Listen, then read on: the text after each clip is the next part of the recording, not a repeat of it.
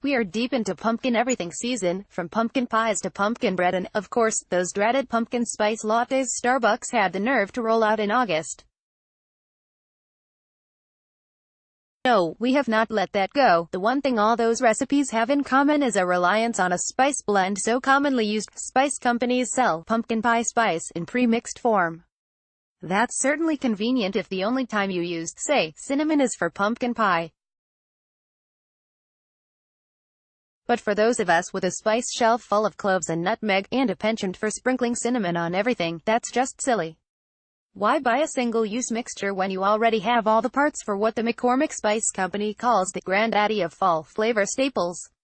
McCormick, of course, sells its own red cap jars of pumpkin pie spice.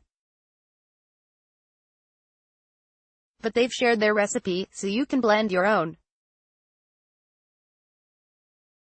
They recommend using McCormick spices, of course, for that DIY pumpkin pie blend, their apple pie spice mixture and their very cool chai spice variation. And we, of course, recommend using whatever spices you already have, as long as those spices are not more than a year old. Spices lose their vibrancy and flavor rapidly. Your pie will be significantly more delicious if you're using fresh ingredients.